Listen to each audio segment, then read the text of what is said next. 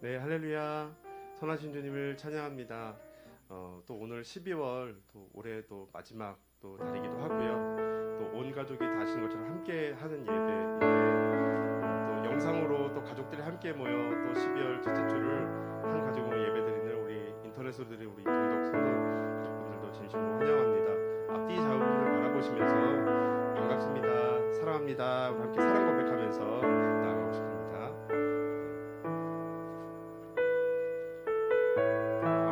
추수감사절 이후부터는 한 해를 내가 어떻게 살았나, 하나님 우리의 삶을 어떻게 인도하셨나 자꾸 돌아보게 되고, 그 다음 내년도는 또 어떻게 될 건가라는 어떤 많은 궁금증과 생각들 하게 되는 시간인 것 같습니다. 그래서 다시 우리의 삶을 올 한 해 또 내년도 또 이 어려운 시기 가운데 어떻게 붙드시고 인도하시는지 그 주님을 기억하시면서 함께 나아가셨으면 좋겠습니다.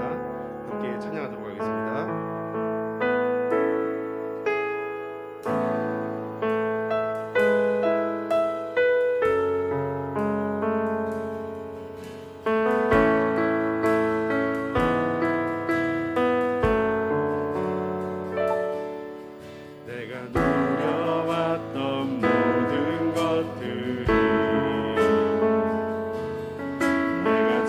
지나왔던 모든 시간이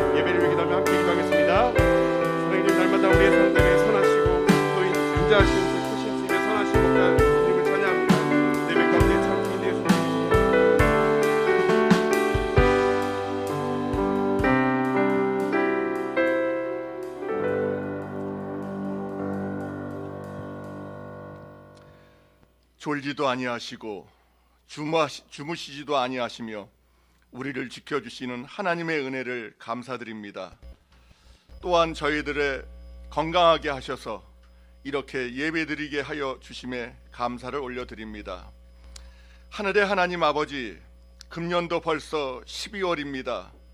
한 해의 삶을 정리하며 마무리해야 할 때인데 특별히 하나님과의 관계 속에서 저희들의 믿음을 돌아보게 하여 주시옵기를 간절히 원하옵니다. 한 해 동안 저희들의 믿음 위에 굳게 서지 못했던 일들이 너무나 많았습니다. 때로는 언행일치의 생활도 하지 못했고 거룩한 삶도 살지 못했습니다. 위선과 교만에 차 있을 때도 많았습니다. 이 시간 진실되게 자신의 죄인된 모습을 밝히 보여주셔서 회개하며 진실한 모습으로 살아갈 수 있도록 도와주시옵소서. 죄악이 많으면 하나님의 긍휼과 자비도 사라진다는 것을 알게 하시고 자신의 죄악이 중함을 볼 수 있도록 지혜를 허락하여 주시옵소서. 하나님을 섬긴다 하면서도 한편으로는 수치스러운 말과 행동을 서슴지 않고 행하였음을 회개드립니다. 용서하여 주시옵소서.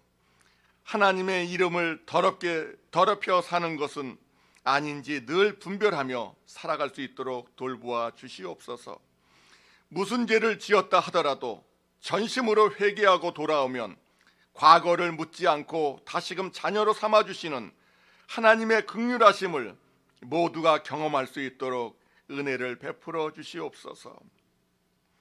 죄악에 죽을 수밖에 없는 저희들을 찾아오신 하나님의 그 사랑, 예수 그리스도의 십자가 위에서 희생제물이 되어주신 그 은혜를 기억하면서 성탄절의 의미를 바로 알게 하여 주시옵소서.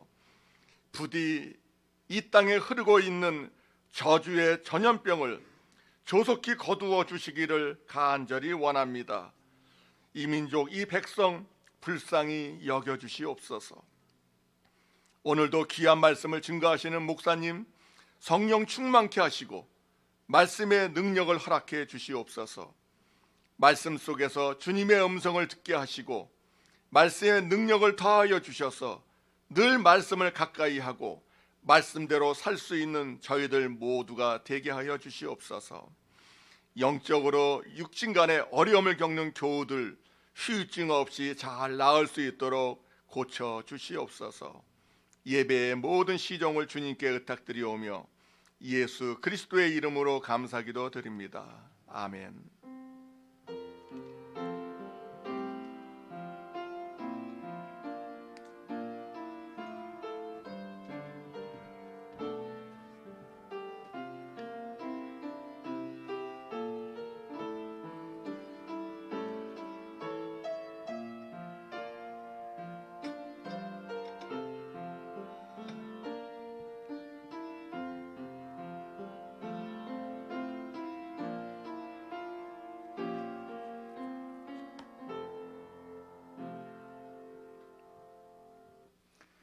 우리 다 같이 자리에서 일어나셔서 찬송가 40장 함께 찬양하시겠습니다.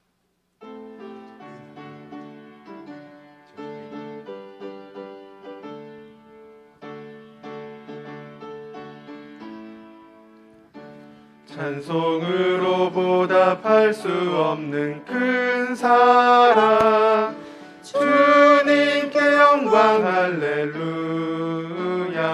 형제 자매 모두 함께 모여 찬송해. 주님께 영광 할렐루야. 하나님의 자녀여 크게 찬송 부르며 맑고 거룩한 길로 기쁨으로 나아가 주의 보좌 앞으로 속히 들어가겠네. 주님께 영광 할렐루야. 우리 받은 주님 은혜 한량 없도다. 주님께 영광 할렐루야. 기쁜 찬송 부르면서 천국 가겠네. 주님께 영광 영광 할렐루야. 하나님의 자녀여 크게 찬송 부르며 밝고 거룩한 길로 기쁨으로 나아가 주의 보좌 앞으로 속히 들어가겠네. 주님께 영광 할렐루야.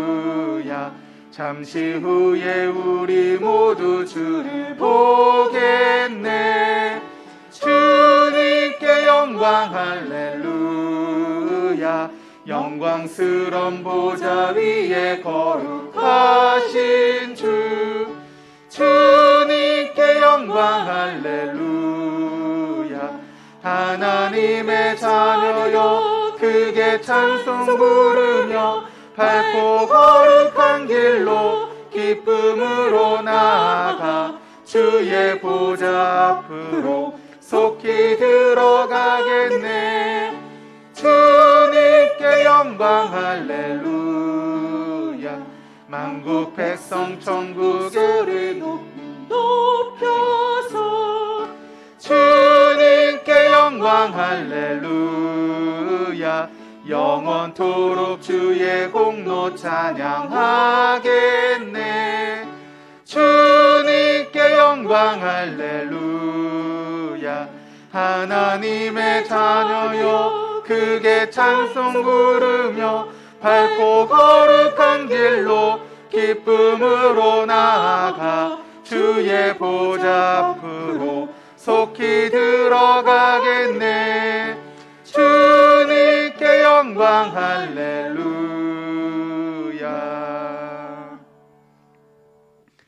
다 같이 사도신경으로 우리의 신앙을 고백하시겠습니다. 나는 전능하신 아버지 하나님 천지의 창조주를 믿습니다.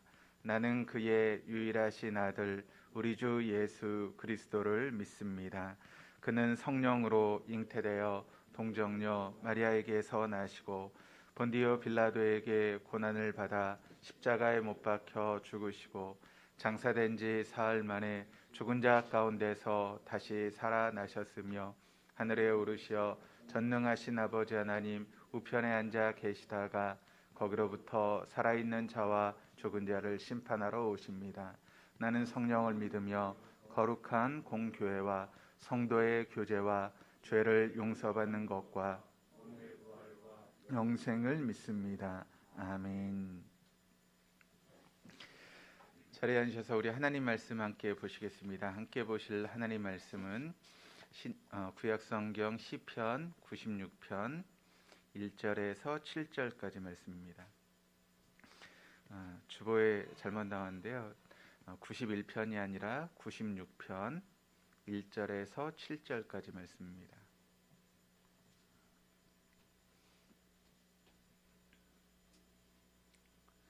시편 96편 1절에서 7절까지 말씀 우리 한 절씩 교독하시겠습니다. 새 노래로 여호와께 노래하라. 온 땅이여 여호와께 노래할지어다.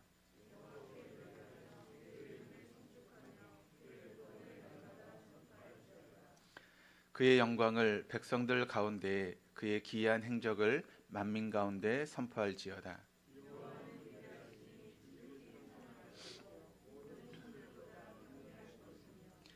만국의 모든 신들은 우상들이지만 여호와께서는 하늘을 지으셨음이로다.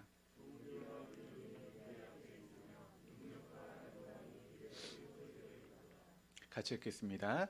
만국의 족속들아 영광과 권능을 여호와께 돌릴지어다. 여호와께 돌릴지어다. 아멘. 우리 하나님은 날마다 새 일을 행하시는 하나님이십니다. 믿으십니까? 날마다 새 일을 행하시는 우리 하나님은 특별한 경우를 제외하고는 사람을 통해서 역사하십니다. 어떤 사람입니까? 영과 진리로 예배하는 사람입니다. 영으로 예배한다라고 하는 것은 성령의 이끄심을 따라 예배하는 것이고, 또 진리로 예배한다라고 하는 것은 진리의 말씀 앞에 나를 조종하고 순종하는 것입니다. 오늘도 성령의 이끄심을 따라 진리의 말씀 앞에 나를 조종하고 순종함으로 새 역사의 주인공이 되시는 우리 동덕의 모든 교우들 다 되시기를 바랍니다. 여러분, 우리는 하나님의 은혜 안에 있는 사람들입니다. 하나님의 구원의 계획 안에, 또 하나님의 생명 안에, 또 하나님의 소망 안에, 또 하나님의 축복 안에 있는 인사이더들입니다. 하나님 밖에 있는 아웃사이더를 여러분 부러워할 필요가 없습니다. 그들이 가지고 있는, 또 그들이 자랑하는 모든 것들은 순간적이고 영원하지 않습니다. 우리는 영혼을 붙들고 살아가는 사람들입니다. 그리고 하나님께서 그런 삶을 살아가는 우리들을 하나님의 영원한 나라로 이끌어 가실 것입니다. 우리가 왜 이 자리에 나왔습니까? 우리는 하나님 안에서 새로워지기 위해서 이 자리에 나왔습니다. 하나님 안에 새로워지기 위해서 이 자리에 나왔는데, 우리는 날마다 예수님 안에서 성령의 도우심을 받아서 새로워져야 하는 것이죠. 왜냐하면 새로워지지 않으면, 우리가 변화되지 않으면 그때부터 변질이 시작되기 때문에 그렇습니다. 그러므로 날마다 그리스도 안에서 새로워지는 삶을 살아가야 하는 것이죠. 근데 이것이 혼자 힘으로는 잘 되지 않습니다. 그래서 하나님께서 우리에게 공동체를 허락해 주셨죠. 동역자를 허락해 주신 것입니다. 동덕교회라고 하는 공동체, 또 목장이라고 하는 공동체를 통해서 우리가 합력하여 선을 이루어갈 수 있도록 우리를 이끌어 가시는 줄 믿습니다. 세 겹줄은 끊어지지 않는다라고 말씀하고 있습니다. 그러므로 우리 공동체 안에서 하나님의 귀한 도구로 쓰임받을 수 있는 우리 동덕의 모든 교우들 다 될 수 있기를 주님의 이름으로 축원합니다. 우리 옆에 있는 분들하고 인사하시겠습니다. 하나님이 우리와 함께 계십니다. 좋으신 하나님의 은혜가 오늘 이 시간도 우리 모두 함께 하시기를 주님의 이름으로 축원합니다. 저는 3주 전에 교회 나의 고민, 나의 사랑이라고 하는 필립 얀시의 그런 책을 소개하면서 여러분에게 말씀을 시작했습니다. 주님이 아껴주신 교회를 책임진 목사로서 어떻게 하면 하나님께서 디자인하신 그런 교회를 만들어 갈 것인가, 그런 부분에 대해서 깊이 생각하고 지금 고민하면서 말씀을 증거하고 있는 가운데 있습니다.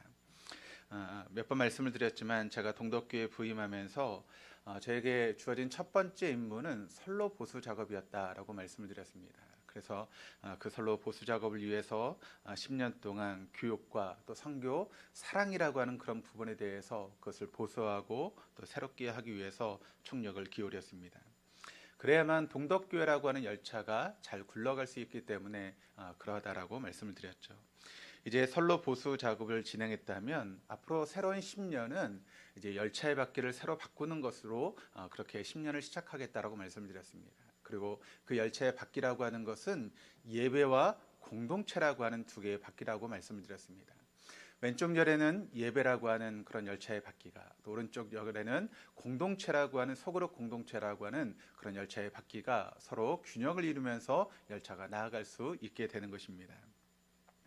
그렇습니다. 10년이 지나고 또 새로운 10년을 시작하는 시점에서 우리가 시급히, 그리고 반드시 해야 될 일이 있다면 예배다운 예배를 회복하는 일입니다. 이것이 하나님과 우리의 수직적인 관계를 의미하는 것이라면, 또 공동체, 소그룹을 통해서 그 공동체성을 회복하는 것, 이것은 사람과 사람 사이의 수평적인 관계를 회복하는 일이라고 이야기할 수 있는 것이죠. 이렇게 예배를 회복하고 또 공동체를 회복하는 일을 하기 위해서 먼저 예배와 공동체가 무엇인가에 대해서 성경에 증거하는 것이 무엇인가를 우리가 계속 알아보고 있는 가운데 있습니다. 그래서 지난 이제 8주 동안의 그런 시간들을 통해서 참으로 예배하는 자라고 하는 그런 큰 주제를 가지고 지금 3주째 예배에 대해서 함께 말씀을 나누고 있는 가운데 있습니다. 우리는 지난 시간을 통해서 과연 예배의 핵심이 무엇인가에 대해서 성경적으로 조명하는 그런 시간을 가졌습니다. 그것은 한마디로 이야기를 하면 예배의 대상을 바로 하는 것이다 라고 하는 것으로 말씀을 드렸죠. 예배는 하나님께 드리는 것이라고 하는 그런 말씀을 드렸습니다. 그렇습니다. 예배의 핵심이라고 하는 것은 하나님의 거룩하심과 우리를 위해서 죽임당하신 예수 그리스도를 우리가 예배를 통해 드러내는 것이 바로 예배의 핵심이라는 것이죠. 그래서 예배는 바로 우리 예배 가운데 하나님이 드러나야 되는 것이고, 또 우리 위해서 죽임당하신 예수 그리스도가 예배를 통해 드러날 때 그 예배는 살아있는 예배가 되어지는 것입니다. 여기서 하나님의 거룩하심이라고 하는 것은 하나님의 초월성을 나타낸다라고 말씀을 드렸습니다.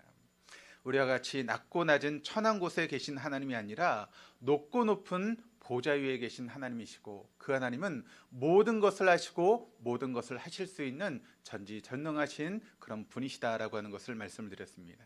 그리고 그 하나님 지금도 온 세상을 다스리시는 그런 분이다. 이것이 바로 하나님의 초월성이라면, 바로 우리를 위해서 죽임당하신 예수 그리스도라고 하는 것은 하나님의 내재성을 드러내는 말이다라고 말씀을 드렸습니다. 그러니까 그 전지전능하신 하나님께서 그저 높고 높은 하늘에만 계시는 것이 아니라 인간의 몸을 입고 우리를 구원하시기 위해서 이 땅에 오셨다는 것입니다. 그것이 바로 하나님의 내재성이라는 것이죠. 그러므로 우린 예배를 드릴 때마다 이렇게 하나님의 초월성과 하나님의 내재성을 체험하는 것이 바로 예배인 것입니다. 그래서 우린 예배 시간을 통해서 그 하나님을 만나는 것이고 우리를 위해서 죽임당하신 예수 그리스도를 만나는 것, 그것이 바로 진정한 예배의 모습이라는 것이죠. 그래서 이것을 한마디로 정리하면 이렇습니다. 예배라고 하는 것은 그리스도 안에서 자신을 계시하고 계시는 하나님과 그 하나님 앞에 뜨겁게 응답하는 만남의 현장, 그것이 바로 예배라는 것입니다. 그러므로 이렇게 주님을 뜨겁게 만나는 그와 같은 모습이 우리 예배 가운데 있어야 한다는 것이죠. 근데 여기서 중요한 것은 무엇인가 하면 우리가 하나님의 그렇게 예배할 때, 예배의 대상이신 하나님께 예배할 때 어떤 자세로 우리가 예배할 수 있어야 되는가 하면 바로 뜨겁게 예배할 수 있어야 된다는 것입니다. 그러니까 미지근하게 예배하는 것이 아니라 하나님 앞에 뜨겁게 응답함으로 예배하는 모습들이 우리의 예배의 모습이 되어야 한다는 것이죠. 그렇다면 어떻게 뜨겁게 예배할 수 있겠습니까? 뜨겁게 예배한다라고 하는 것이 무엇이겠습니까? 그것을 영과 진리라고 하는 말씀으로 여러분에게 예배 시간에 말씀을 통해서 이야기를 했습니다. 그래서 우리는 하나님 앞에 영과 진리로 예배할 수 있어야 한다는 것이죠. 성령의 이끄심을 따라 진리의 말씀 앞에 예배 드리는 그와 같은 모습이 우리 안에 있어야 되는 것이죠. 그렇게 성령의 인도하심을 따라 우리가 뜨겁게 예배할 때 거기에는 감동이 있고 간격이 있고 자유함이 있다라고 하는 것을 여러분에게 말씀을 드렸습니다.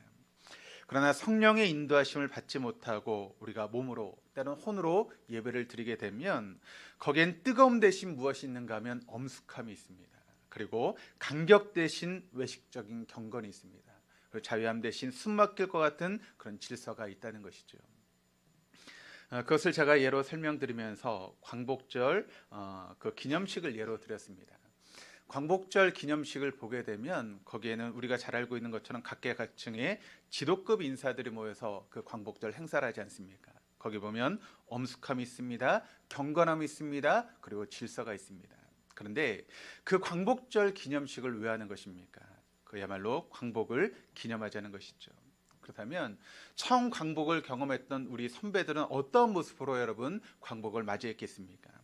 우리가 일본의 압제에서 해방되었던 그와 같은 순간에 회관에 모여서 기념식을 하듯이 그들이 광복을 맞이했겠습니까? 그렇지 않았을 것입니다.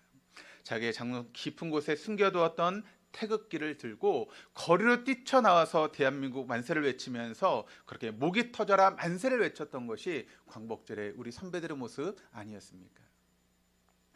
거긴 우리가 지금같이 드리고 있는 엄숙함도 없었고 질서도 없었습니다. 그러나 그들에겐 진정한 광복에 대한 간격이 있었고 뜨거움이 있었고 자유함이 있었다라고 하는 것을 우리가 역사를 통해서 잘 알고 있는 것이죠.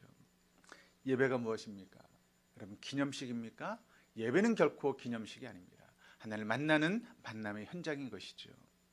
오늘 그날 그 사건을 오늘 여기에서 재현하는 것입니까?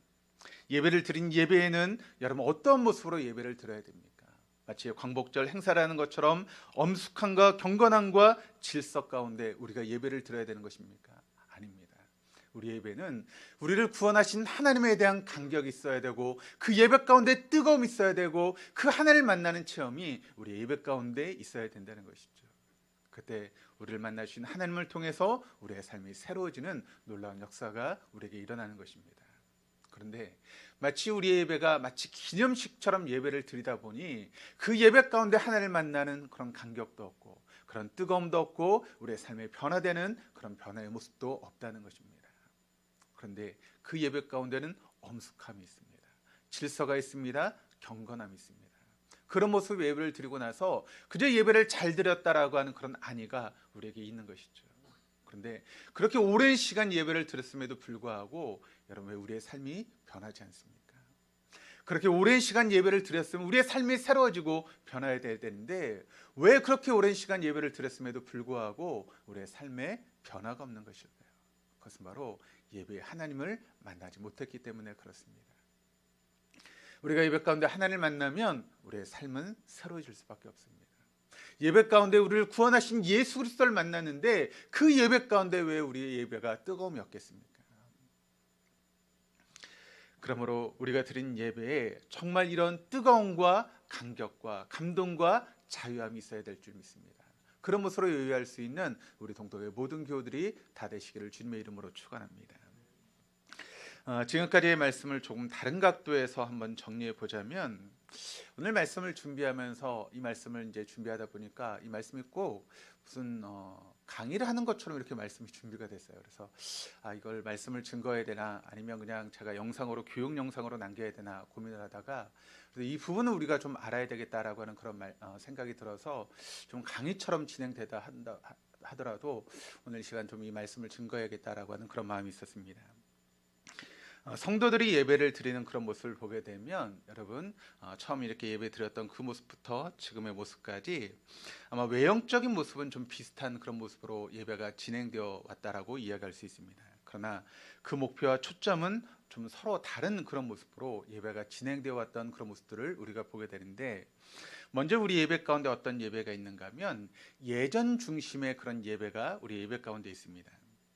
예배를 오직 하나님께 영광을 돌리는 행위라고 했을 때 그 예배의 초점은 오직 하나님께만 있는 것이죠. 그래서 모든 예배의 순서는 하나님께 영광을 돌리기 위해서만 그 모든 예배의 순서가 존재하게 되는 것이 예전 중심의 예배라는 것입니다.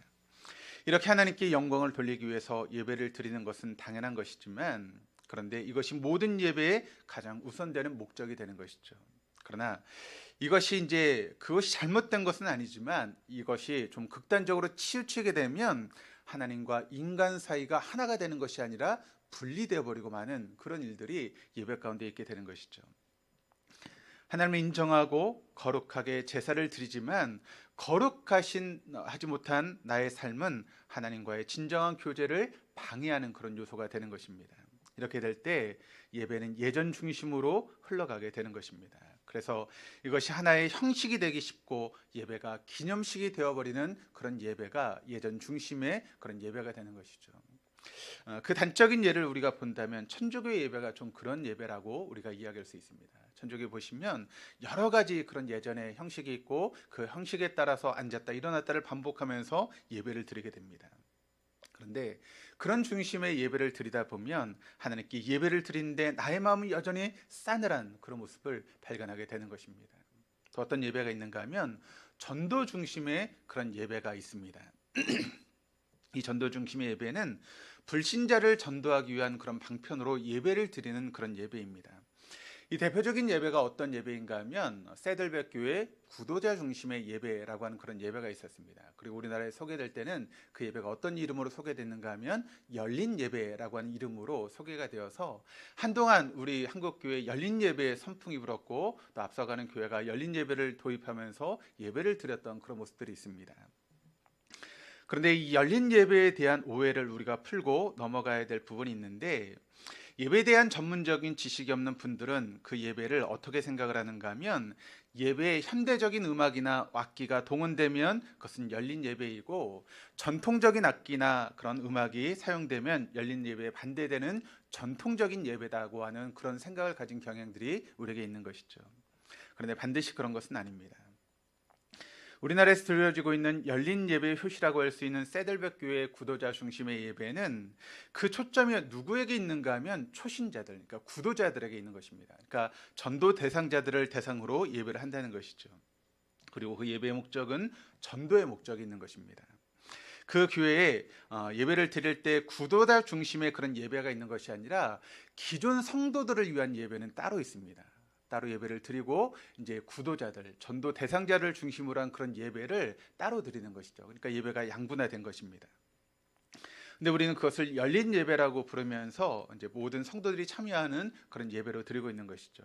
그러니까 여기서 우리가 세들백 교회 구도자 예배에 대해서 분명히 알아야 될 것은 두 가지가 있습니다. 그것은 무엇인가 하면 구도자 예배라고 하는 것은 구도자, 즉 전도 대상자를 위한 그런 예배입니다. 그래서 모든 초점이 전도 대상자에게 맞춰져 있고 그 목적은 전도에 있다는 것이죠.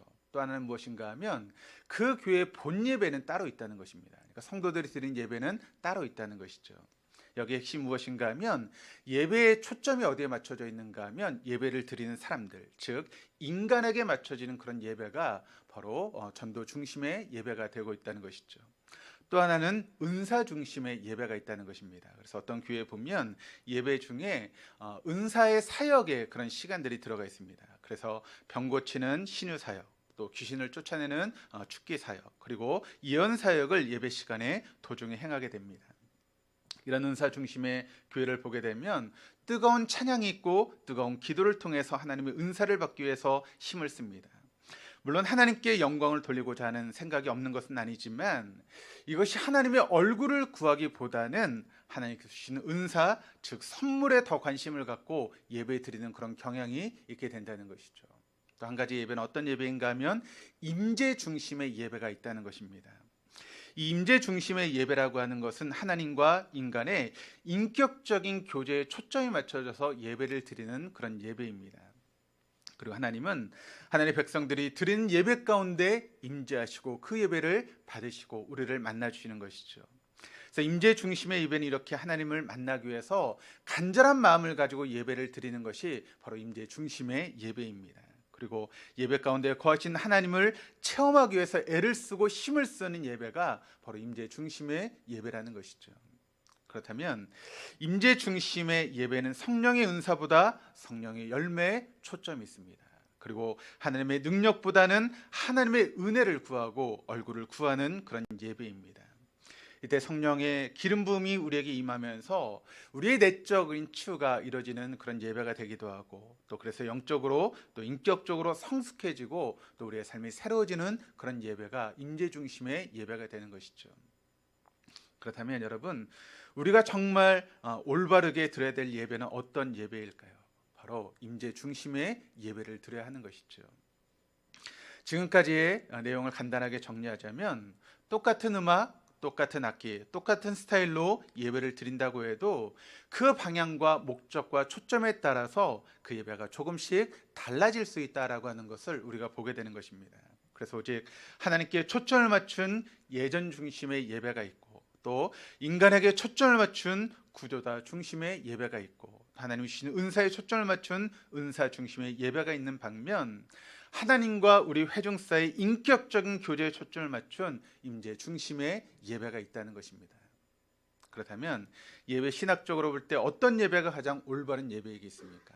바로 하나님과 우리가 예배 가운데 교제가 되어지는 임재 중심의 예배가 바로 가장 중요한 예배이고 올바른 예배 아니겠습니까? 예배의 대상은 물론 하나님이시지만 예배를 드리는 목적은 하나님과의 만남이고 하나님과의 교제라고 하는 것을 우리가 언제나 잊지 말아야 되는 것입니다. 그렇다면 우리가 하나님과 회중 사이의 인격적인 교제에 초점을 맞춘 임재 중심의 예배를 드린다고 할 때 어떻게 우리가 그런 예배를 드릴 수 있는 것이겠습니까? 어떻게 예배를 드리면 하나님의 임재를 경험할 수 있는 그런 임재 중심의 예배가 우리 예배 가운데 이루어질 수 있는 것일까요?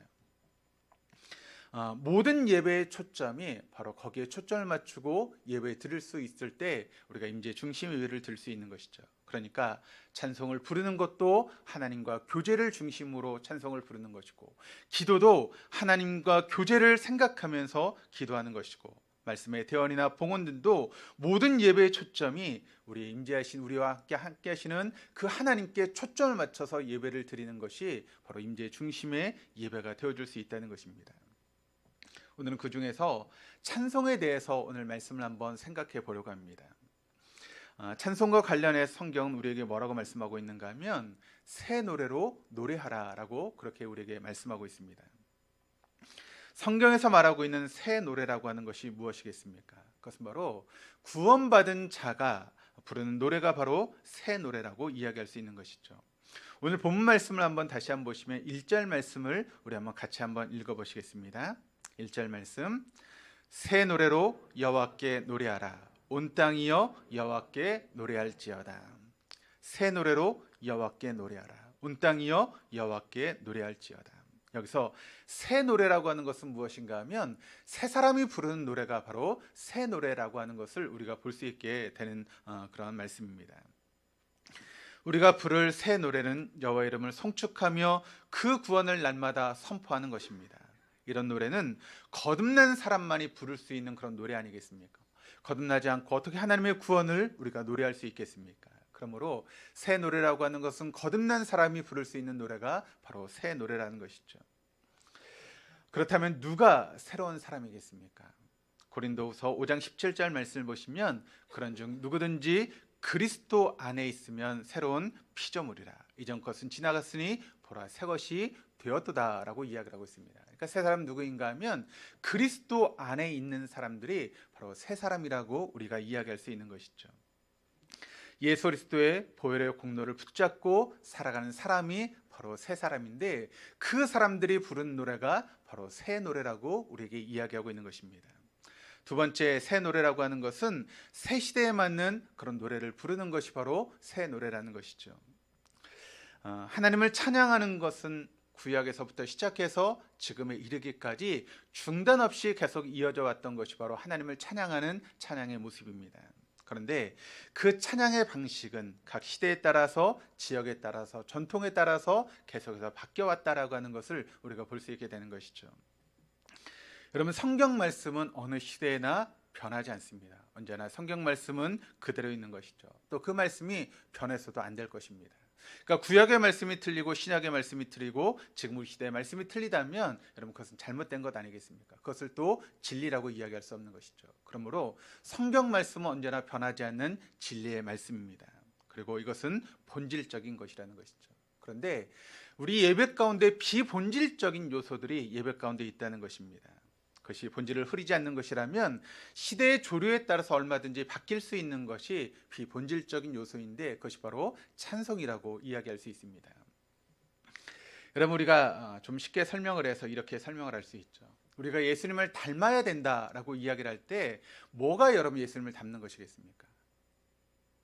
예수님이 입으셨던 그 옷을 지금 시대에 입고 예수님이 하셨던 머리 스타일을 지금 하는 게 여러분 예수님을 닮는 것입니까? 아니죠. 그것을 의미하는 것이 아니죠. 지금 시대는 여러분 예수님이 당시 입었던 옷을 입지 않습니다. 예수님 당시의 머리 스타일도 하지 않습니다. 그것은 비본질적인 것이기 때문에 얼마든지 바뀔 수 있는 것입니다. 그래서 우리 시대에 맞춰서 우리가 요즘에 입는 옷들을 입고 있는 것이죠. 성경에 보면 새 노래로 부르라라고 하는 그런 말씀이 계속 나옵니다. 시대가 바뀌면 음악의 경향도 바뀌게 되어 있습니다. 그러면 실제로 예배 음악이 우리의 모습 가운데 얼마나 바뀌어 왔는가를 우리가 한번 살펴보면 첫 번째는 구약 시대의 예배 가운데 있는 찬송을 우리가 보게 되는데 사실 이 구약 시대의 예배의 그런 모습을 이제 만들어 갔던 것은 누구인가 하면 바로 모세입니다. 모세를 통해서 제사의 모든 원형들이 이제 만들어지게 된 것이죠. 그런데 이 모세가 만들었던 제사의 원형을 보면 거기에는 음악이라는 것이 들어가 있지 않습니다. 그러니까 제사의 가운데 어떤 음악이라든가 그런 것들은 나오지 않는다는 것이죠. 그렇다면 구약 시대에 있었던 찬송의 전통은 누가 만들었는가? 바로 기원전 1000년에 바로 우리가 잘 알고 있는 다윗을 통해서 구약의 찬양이 이제 만들어지기 시작했고 도입이 되게 된 것이죠. 주변 나라들의 음악이나 악기를 들여온 한편 스스로 많은 시를 지어서 하나님을 찬양했던 것이 바로 다윗이지 않습니까? 특별히 히브리어가 이제 자음 중심의 그런 말인데 그 히브리어는 그 자체가 탐밈이라고 하는 그런 액센트 법이 있습니다. 그리고 그 액센트 법으로 시편을 읽으면 그 자체가 멜로디가 되어서 노래가 되는 것입니다. 그리고 이런 이스라엘의 찬양을 히브리어에서 발견하게 되는데 이것을 칸틸레이션이라고 하는 그런 말로 사용하기도 합니다. 초대교회 예배의 찬양을 보게 되면 이 초대교회는 찬양이 굉장히 중요시되던 그런 시대였습니다. 초대교회는 시기적으로 복음이 이방 지역에 널리 확산되는 그런 시기였는데 다른 민족의 문화가 유대 전통과 혼합되어지는 그런 일들이 이제 초대교회 가운데 많이 벌어지게 된 것이죠. 그래서 여러분 사도 바울이 복음을 들고 이제 전 지역으로 나가서 이방인들에게 복음을 증거하면서 그들이 복음을 받아들였고 많은 이방인들이 교회 안으로 흡수되게 되었습니다. 그런데 교회 안으로 들어왔던 이방인들이 자신들의 전통과 문화를 가지고 들어오면서 그 교회 안에 이제 여러 가지 이방의 그런 문화들과 또 여러 가지 전통들이 들어오게 된 것이죠. 유대 출신의 그런 그리스도인들은 격식을 차리지 않고 자유롭게 노래하는 것을 좋아했는데 이 헬라식 사고를 가지고 있었던 그리스도인들은 체계적이고 조직적인 작곡에 의해서 노래를 부르는 것을 좋아했습니다. 그래서 처음에는 서로 간에 마찰이 있었습니다.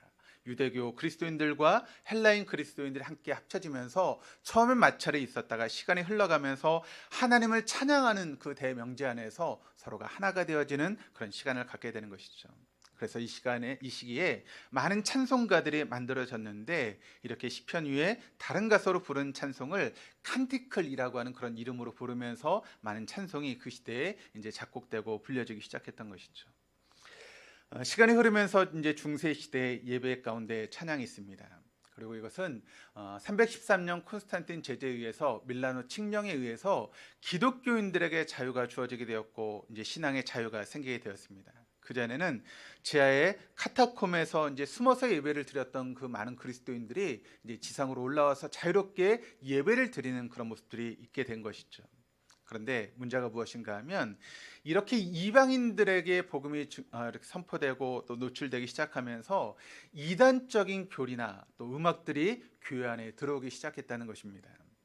그래서 361년 라오디게아의 종교회의에서 예배에 사용되는 악기는 이단에 그런 사용됐던 악기이기 때문에 사용해서는 안 된다라고 하는 그런 칙령이 내려졌습니다. 그래서 예배 가운데 악기를 사용하지 못하게 된 것이죠. 뿐만 아니라 창작 찬송을 금하는 규례도 정해지게 되었습니다. 그래서 회중들은 예배 시간에 찬송을 부르지 못했던 것이 중세시대의 예배의 모습이었다는 것이죠. 그래서 지정된 사람 외에는 아무도 교회에서 노래를 부르지 못하게 만들었던 것이 중세시대 예배의 모습이었습니다. 결국 예배에서 회중은 무엇이 되었는가 하면 그저 구경꾼이 되어버리고 말았습니다. 그때는 성경도 회중은 읽지 못했습니다. 예배를 드리는 집례하는 집례자만 성경을 읽었고, 목회자만 성경을 읽었고, 또 찬송은 그저 몇 명의 이제 성가 대원을 통해서만 찬송이 불려졌지 회중들은 찬송을 부르지 못했던 것이죠. 그러니까 예배는 그저 말씀을 듣는 구경꾼, 음악을 듣는 구경꾼으로 회중들이 전락해버리고 만 것입니다. 그래서 이 시기를 성경도 빼앗기고 찬송도 빼앗긴 그런 시대라고 이야기하는 것이죠. 근데 그 대신 무엇이 발전했는가 하면, 성가대를 통한 교회 음악이 전문가들을 통해서 아주 정교하게 발전했던 시기가 바로 중세시대의 예배의 모습이었다는 것이죠. 그래서 그 당시 대표적인 찬송을 우리가 찬트라고 부르고 있는데, 우리가 잘 알고 있는 그레고리안 찬트라고 하는 것은 지금까지 이제 사용되는데 주로 어디서 사용되고 있는가 하면 카톨릭 이제 성당에서 주로 이제 사용되는 것이 그레고리안 찬트라고 하는 그런 이제 예배 음악입니다. 종교 개혁 시대에 이제 예배의 모습을 보게 되면 우리가 잘 알고 있는 것처럼 1517년 마틴 루터에 의해서 종교 개혁이 여러분 이루어지게 되지 않습니까? 그런데 그 종교 개혁을 통해서 우리에게 무엇이 돌아오게 되었는가 하면 성경의 말씀이 회중들에게 돌아오게 되었죠. 그래서 모든 사람이 하나님의 말씀을 읽게 되었고, 뿐만 아니라 찬송이 회중들에게 돌아오는 그런 시기가 되었습니다. 그래서 예배 시간에 하나님 앞에 찬송할 수 있는 그와 같은 은혜가 주어지게 된 것이죠. 그래서 마틴 루터가 했던 그런 이야기 중에 만인 제사장 설이라고 하는 그런 말씀이 있지 않습니까? 모든 사람이 제사장이다. 그래서 하나님의 말씀이나 찬송이나 어떤 것도 특별한 사람만을 위한 것이 아니라 모든 사람을 위해서 주어진 것이다. 그래서 모든 사람이 말씀을 읽게 되었고, 바로 하나님을 찬양할 수 있는 찬양이 불려지게 되었다는 것이죠. 음악적으로 뛰어났던 루터는 그런 모습을 통해서 스스로 작곡도 했고, 그것을 코랄이라고 하는 그런 독특한 회중 찬송의 그런 장르를 탄생시키기도 했습니다. 그래서 그가 이제 만들었던 코랄의 음악 중에 무엇이 있는가 하면 내 주는 강한 성이요라고 하는 그런 찬송가가 있는데, 이것이 바로 루터가 만든 코랄 찬송입니다. 지금도 우리가 부르고 있는 찬송이죠. 그러니까 루터의 종교 개혁은 1000년 동안 묶여 있었던 이 회중 찬송을 바로 회중들에게 돌려주는 그런 큰 의미가 있는 찬송이라고 이야기할 수 있습니다. 그런데 이런 개혁의 열기가 식어가기 시작하면서 다시 교회 모습이 개혁교회 예전적인 그런 교회 모습으로 다시 변화가기 시작한 것이죠. 그래서 예배 가운데 뜨거운 열기가 사라졌고, 점차 어떤 형식적, 의식적인 예배의 모습으로 전락해버리고 말았다는 것입니다. 그래서 예배하면 그 순서가 여러분 어떤 순서로 이야기를 합니까? 묵찬, 기찬, 설기찬, 그래서 묵도하고 찬송하고 기도하고 찬송하고 설교하고 찬송하는, 마치 그것이 정형화된 것처럼, 그것이 예배인 것처럼 생각하는 그런 마음들이 우리의 마음 가운데 생기기 시작했다는 것이죠.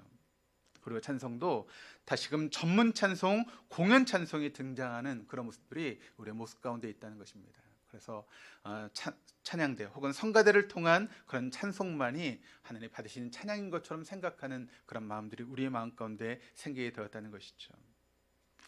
바하나 핸델은 아주 중요한 기독교 음악 작곡가입니다. 그리고 그들의 신앙 또한 아주 훌륭했습니다. 그들의 음악은 정교하고 신앙심으로 가득 차 있었습니다. 그러나 아쉽게도 그와 같은 사람들이 회중 찬송에 대해서 기여한 바는 없었다는 것이죠. 근세 시대의 예배를 보게 되면 일반적으로 근대 찬송은 아이작 와츠라고 하는 사람으로부터 시작된다라고 그렇게 이야기를 합니다. 와츠의 찬송가에 대한 철학은 그동안 많은 제약 가운데 묶여 있었던 찬송의 문을 활짝 열어놓는 그런 계기가 되었는데, 그의 기본적인 찬송에 대한 철학은 이러합니다. 한번 들어보시기를 바랍니다. 교회는 시편을 노래하든지 창작 찬송을 하든지 신약 성경의 복음의 빛에 비추어 해석된 복음적 찬송을 불러야 됩니다. 시편을 문자적으로 그대로 불러야 한다는 칼빈의 주장은 옳지 않습니다. 교회의 찬양은 노래 부르는 사람의 감정과 사상의 표현이 있어야 합니다. 그러므로 시편은 현 시대적 상황과 맞게 표현되어 불러줘야 됩니다. 라고 그렇게 이야기를 합니다. 그러니까 그 당시 부르던 느린 시편 찬송가에 불만을 품고 있었던 사람들이 또 있었는데, 그 사람이 누구인가 하면 우리 성결교회 창시자라고 이야기할 수 있는 존 웨슬레 형제입니다. 이 존 웨슬레가 여러분 그와 같은 신앙에 큰 감명을 받았던 것이 무엇인가 하면 그가 모라비안 교도들의 그런 예배에 참석하게 됐는데, 그 모라비안 교도들이 그 예배 가운데 뜨겁게 찬양하는 그런 모습을 바로 이 존 웨슬레가 경험하게 된 것입니다.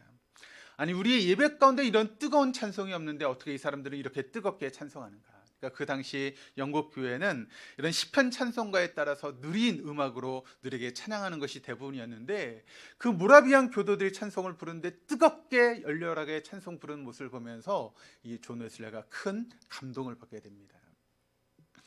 모라비안 교도들의 찬송은 당시 교회에서 부르던 느리고 무거운 시편과는 전혀 달랐고, 거기엔 뜨거움이 있었고 열렬함이 있었다는 것이죠. 와츠의 찬송과 요한 웨슬레의 영향을 받은 감리교의 찬송은 미국에 전파되게 되었고, 그것이 미국의 대각성 운동을 일으키는 계기가 되었다라고 하는 것을 우리가 알고 있습니다. 대각성 운동 때 여러분 미국 사람들이 불렀던 찬송의 모습을 보게 되면 그들이 손뼉을 뜨겁게 치고 또 발을 부르면서 몸을 흔들면서 열광적으로 찬송하는 그런 모습들이 여러분 대각성 운동 가운데 있었고, 여러분 그것이 우리나라에도 있지 않았습니까? 우리나라의 부흥의 역사가 일었을 때 여러분 성도들이 어떻게 찬양을 했습니까? 뜨겁게 찬양하는 그런 모습들이 있지 않았습니까? 하나님을 손뼉치면서 뜨겁게 찬양했던 그런 모습들이 우리의 예배 가운데 있었는데, 어느새 여러분 그런 모습들이 우리의 예배 가운데 사라지게 되었다는 것이죠. 사실 우리가 부르는 찬송가의 기원은 블리스와 생키에 의해서 주도되었던 복음송입니다. 그런데 칼빈의 시편가에서 찬송가로 옮겨지는 과정 속에서 결코 순탄하지 않게 그렇게 찬송이 이어지게 되었다는 것이죠. 그러니까 우리가 부르는 찬송의 대부분은 옛날에는 복음성가로 알려졌고, 그렇게 불렀던 찬송이 지금 이제 찬송가 속에 들어와서 우리가 부른 찬송가가 되었다는 것입니다. 그렇다면 오늘의 예배의 찬송은 어떠합니까? 20세기에 들어와서 개신교의 예배는 큰 변화를 맞게 되었는데, 이 변화는 몇몇 사람에 의해서 여러분 인위적으로 만들어진 변화가 아니라 바로 성령의 역사와 함께 이루어지고 있는 자연 발생적인 변화라고 하는 것을 우리가 잊지 말아야 됩니다. 20세기 인류의 역사에 큰 전환을 이루고 있는 시대인데, 이 시대의 사상적인 그런 특징을 우리가 뭐라고 이야기를 합니까? 이 시대를 포스트 모던의 시대라고 그렇게 우리가 부르고 있지 않습니까? 포스트 모던을 한마디로 정의하는 것은 쉽지 않지만 그 특징을 이야기를 한다면 네 가지로 이야기할 수 있는데, 이런 특징을 가지고 있습니다. 이성보다 감성 중심의 사고방식, 둘째로는 권위에 대한 거부, 세 번째는 개인의 가치와 자유를 인정하는 상대주의, 네 번째는 합리성보단 체험이 강조되는 것, 이것이 바로 포스트 모던의 그런 사상적인 특징이라고 우리가 이야기할 수 있는 것이죠. 이런 맥락에서 앞으로의 찬양의 경향은 지나간 시대의 소홀히 여겼던 인간적인 감성과 체험을 중시하는 그런 경향으로 흘러가게 될 것이다 라고 하는 것을 많은 예배학자들이 지금 이야기를 하고 있습니다. 우리가 가끔 이렇게 이야기하시는 분들이 있죠. 찬송 예배 시간에 찬송을 부를 때 우리가 이제 복음성가를 이제 부르지 않습니까? 그러면 복음성가는 은혜가 되지 않는다라고 말씀하시는 분들이 있습니다. 그리고 찬송가가 은혜가 된다라고 말씀하고 있는데, 실상 여러분 찬송가도 옛날에 복음성가였습니다. 그 복음성가였던 것이 지금의 찬송가로 들어오게 된 것이죠. 그리고 여러분 예배 시간에 우리가 막 박수치고 찬송을 한다든가 뭐 예배 시간에 춤을 추며 찬송한다면 여러분 어떤 모습으로 보시겠습니까? 아니면 예배 시간에 이렇게 그런 모습으로 찬송을 그런 모습으로 찬양하는 모습을 여러분 우리가 이해하지 못하는 경향들이 있죠. 그렇다면 여러분 한번 우리가 이렇게 생각해 보시죠. 다윗이 우리의 예배 가운데 예배를 드리면서 찬송을 불렀다면 어떤 모습으로 찬송을 불렀을까요? 여러분 성경의 말씀을 보면 법궤가 이스라엘로 돌아오게 되었을 때 다윗이 어떻게 찬송을 불렀습니까? 그는 자기의 바지가 벗어주는 줄도 모른 채 하나님 앞에 찬양을 불렀습니다. 근데 하나님 그것을 기쁘게 여기셨죠. 오히려 그것을 나무랬던 그의 부인은 하나님의 여러분 저주를 받지 않습니까? 저는 우리 예배가 또 우리 안에 불려지는 이 찬송이 다윗이 하나님을 찬양하는 것 같은 그런 찬양이 있었으면 좋겠습니다. 제가 전사님과 함께 예배에 대해서 이야기를 하면서 앞으로 이제 예배 시간에 찬송 부를 때 성령의 임재를 구하는 그런 찬송을 좀 불러달라라고 부탁을 드렸습니다. 예배 시간에 전에 이제 부른 찬송이 예배의 한 부분인데, 그때 성령의 임재를 구하고 우리가 뜨겁게 찬양하는 그런 찬양을 부르려고 제가 전사님에게 부탁을 드렸습니다. 그래서 우리 예배 가운데 그런 뜨겁게 찬양하는 그런 뜨거움이 우리 예배 가운데 있었으면 좋겠습니다. 그래서 예배 가운데 어느 때는 뜨겁게 손뼉을 치며 찬양을 부르고, 또 우리가 대예배 시간이지만 때로는 막 기뻐서 춤을 추며 찬양할 수 있는 그와 같은 모습이 우리 예배 가운데 있었으면 좋겠습니다. 우리 교회가 그런 찬양으로 변화되어서 하나님을 뜨겁게 찬송하는 교회, 뜨겁게 찬양으로 때로는 춤을 추고 찬양하고 박수치며 찬양하면서 나를 구원하신 그 하나님에서 감격하며 찬양할 수 있는 찬양이 살아있는 그런 교회가 되었으면 좋겠습니다.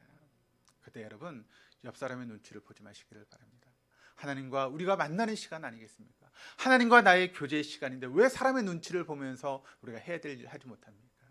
그러므로 우리가 하나님 앞에 뜨겁게 찬송할 수 있는, 미국의 대각성 집회에서 뜨겁게 찬양했던 것처럼, 하나님의 법궤 안에서 뜨겁게 찬양했던 다윗처럼 우리의 찬양이 그렇게 뜨겁게 찬양되어질 수 있는 우리 동덕교회 예배 되었으면 좋겠습니다.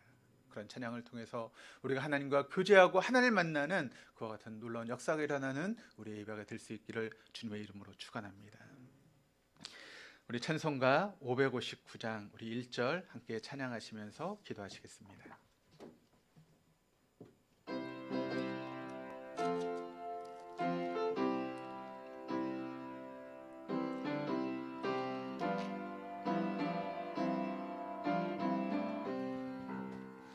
사철의 봄바람 불어있고 하나님 아버지 모셨으니 믿음의 반석도 든든하다.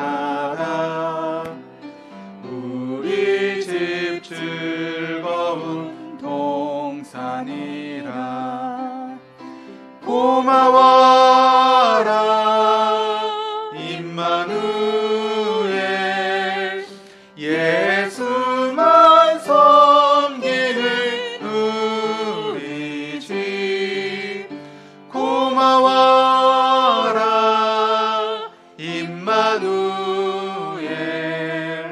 복되고 즐거운 하루하루. 함께 가정을 위해서 기도하시겠습니다. 우리 가정의 주인이신 하나님 아버지, 주님을 찬양합니다. 주님이 우리 가족을 위해 십자가를 지었음을 믿습니다. 구원자 되신 주님을 찬양합니다. 주님의 예배와 또 경배와 찬양을 받아주시고 예수의 이름이 높임을 받는 복된 시간 되게 하여 주시고 하나님의 이름이 거룩히 여김을 받는 귀한 시간 되어줄 수 있도록 인도하여 주옵소서.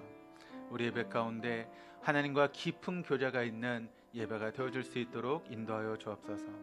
하나님, 우리의 가정이 그렇게 하나님 앞에 예배하는 가정이 되게 하시고 하나님과 깊은 교제를 하는 거룩한 가정으로 세워져 갈 수 있도록 인도하여 주옵소서. 주님, 우리 가정 모두가 예수님을 우리의 구주로 고백하는 가정이 되기를 원합니다.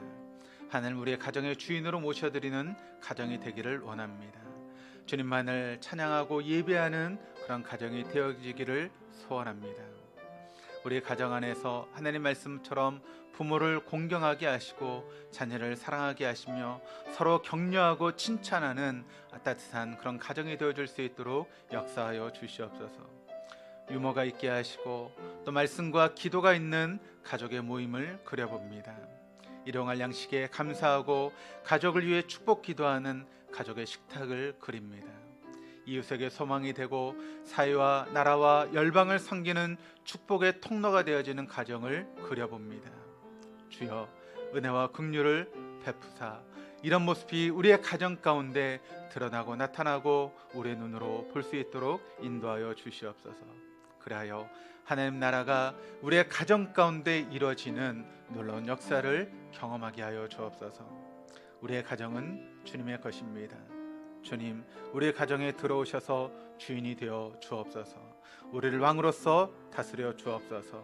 가족 모두 예수 그리스도를 믿게 해주시고 그리하여 우리의 집이 구원을 얻는 놀라운 역사가 우리 가족 안에 일어날 수 있도록 인도하여 주옵소서.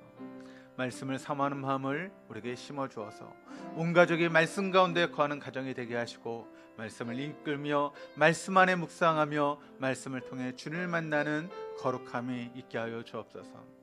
말씀 안에서 진리를 찾게 하시고 말씀을 듣고 읽을 때 깨달은 지혜도 허락하여 주옵소서. 성령님, 가족의 마음에 하나님을 심어 주셔서 진리의 말씀을 새겨 주시고 새 마음을 허락하여 주셔서 성령으로 거듭나는 놀라운 역사가 우리의 가정 가운데 이루어지게 하여 주옵소서. 주님은 저의 가족의 반석이십니다. 주님은 저와 우리 가족의 피할 안전한 요새이십니다. 주님은 저와 가족의 구원의 큰 구원자이십니다. 주님은 저와 가족이 언제나 달려갈 피할 수 있는 바위이십니다. 주님은 저와 가족의 보호자이십니다. 주님은 저와 가족의 자랑이시며 노래이십니다. 주님, 저희 가정이 언제나 편히 쉴 수 있는 집이 되어 주옵소서. 주님, 우리 가족이 경외할 만한 영원한 하나님이심을 고백합니다. 우리 가족을 축복하여 주셔서 기쁨과 감사와 평강과 화목이 있는 거룩한 가정으로 세워져 가게 하여 주시옵소서. 감사드리며 예수 그리스도 이름으로 기도드립니다. 아멘. 하나님의 놀라운 축복이 우리 모든 교우들의 가정 가운데 있기를 주님의 이름으로 축원합니다. 오늘 주일은 온 가족이 함께 드리는 예배의 주일입니다. 온 가족이 함께 모이셔서 예배할 수 있는 우리 동덕의 모든 교우들 다 되시기를 바랍니다. 연말 당회가 다음 주 예배 후에 있습니다. 우리 장로님들은 기억하시고 연말 당회를 준비해 주시기 부탁드립니다. 사무총회 헌법 제46조 2항에 의거해서 12월 19일 주일 예배 후에 제66회기 22년도 사무총회를 개최하도록 하겠습니다. 언택팅 말씀 읽기 운동이 계속되고 있습니다. 말씀 가운데 거하시는 우리 동덕의 모든 교우들 되시기를 바랍니다. 동덕교회 채널이 유튜브로 운영 중에 있습니다. 신앙에 도움을 얻기 원하시는 분들은 유튜브에 들어가셔서 동덕교회를 치시면 많은 콘텐츠가 있는데 거기에 도움을 얻으시기를 바랍니다. 정오의 기도회가 계속 진행되고 있습니다. 매일 12시에 환우분들을 위해서 그 정해진 시간에 있는 장소에서 한마음으로 기도할 수 있는 우리 교우들 다 되시기를 바랍니다. 성탄절이 12월 25일 토요일인데 우리 성탄 예배와 함께 성탄절 행사를 준비 중에 있습니다. 각 기흥관별로 준비해 주셔서 예수 그리스도의 우리를 위해서 오심을 축하하고 함께 축제를 벌일 수 있는 그런 귀한 시간이 되시기를 바랍니다.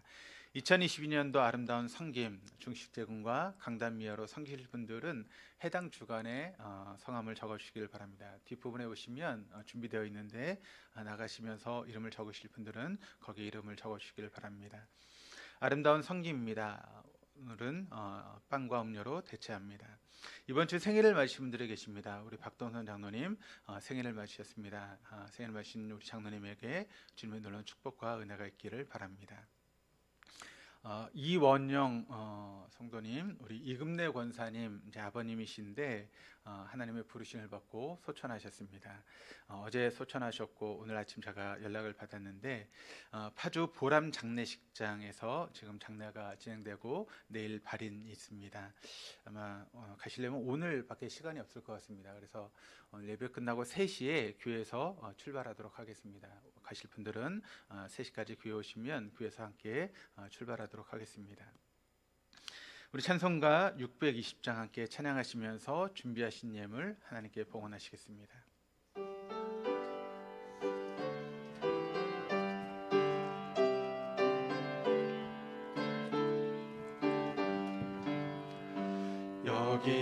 여기에 모인 우리 주의 은총 받은 자여라.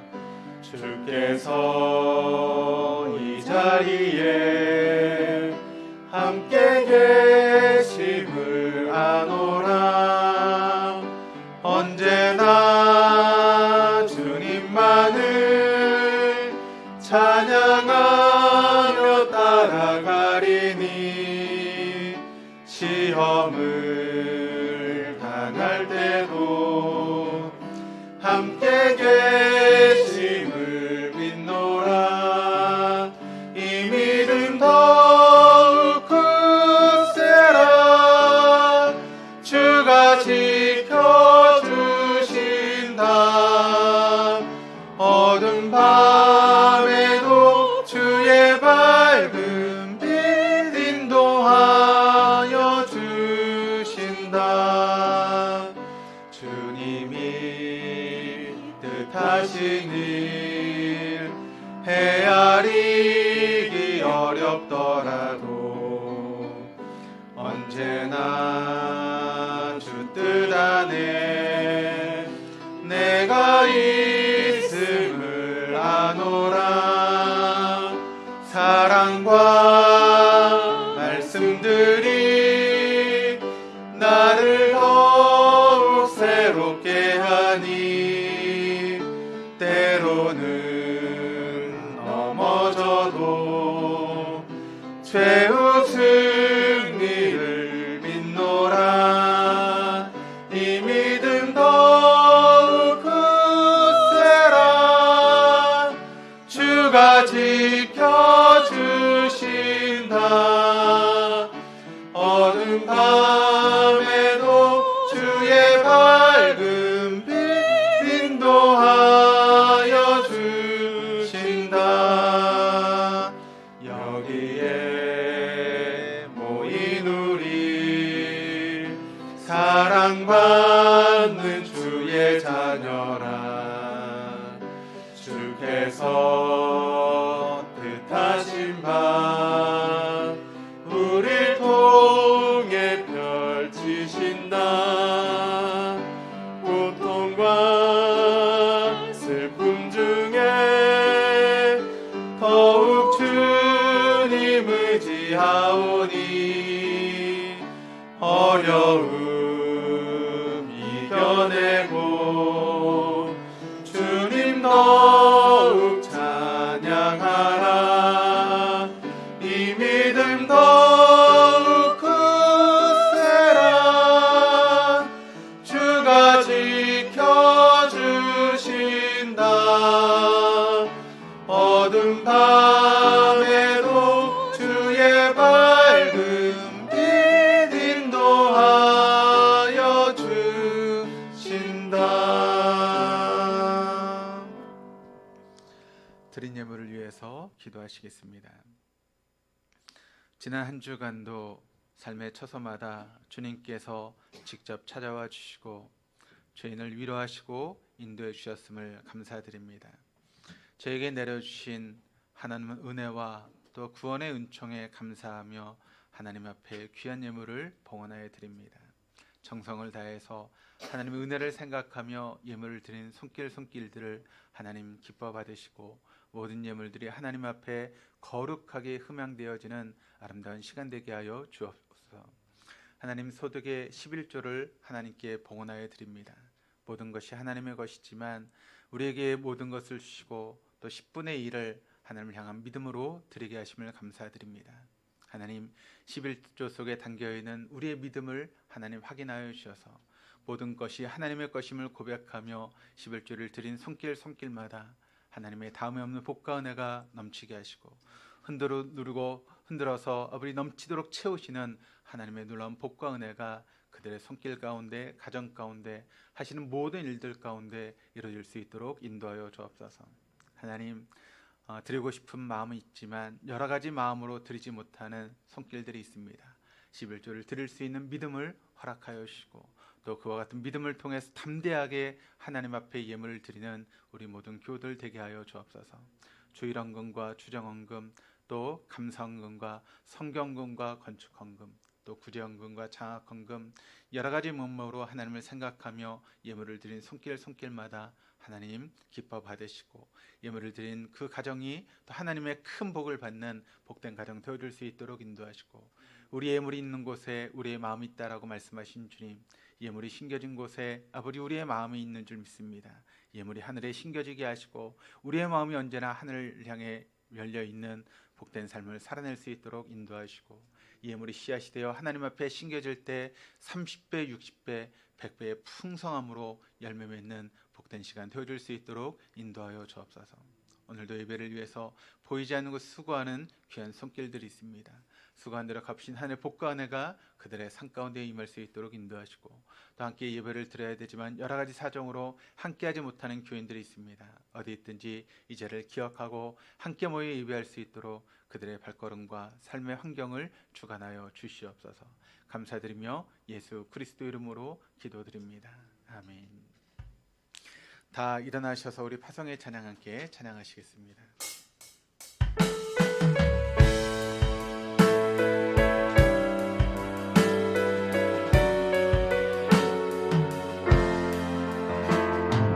교회여 일어나라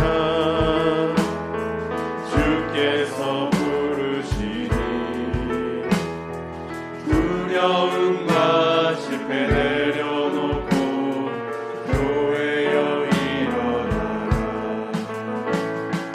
교회여 일어나라 주께서 보내시니 우리를 부르신 삶의 자리에서 교회여 일어나라 우린 세상의 빛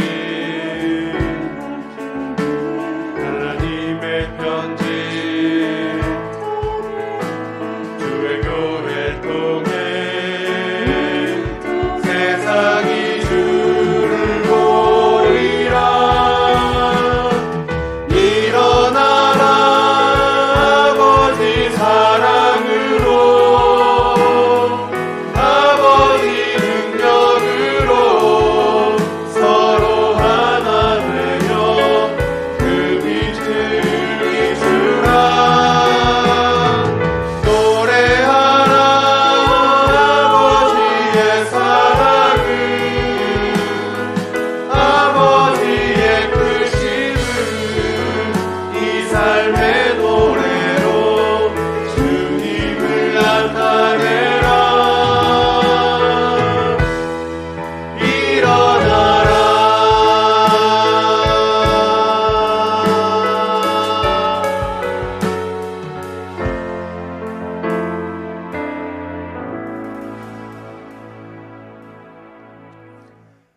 지금은 우리 주 예수 그리스도의 은혜와 아버지 하나님의 무한하신 사랑하심과 성령의 교통하시며 내주하심이 영으로 예배하고 진리로 예배하며 하나님과 교제하기 위해서 뜨겁게 찬송하기를 다짐하는 우리 동도의 교우들과 그 가정과 또 하시는 모든 일들 위해 지금부터 영원토록 함께 하시기를 간절히 축원하옵나이다. 아멘.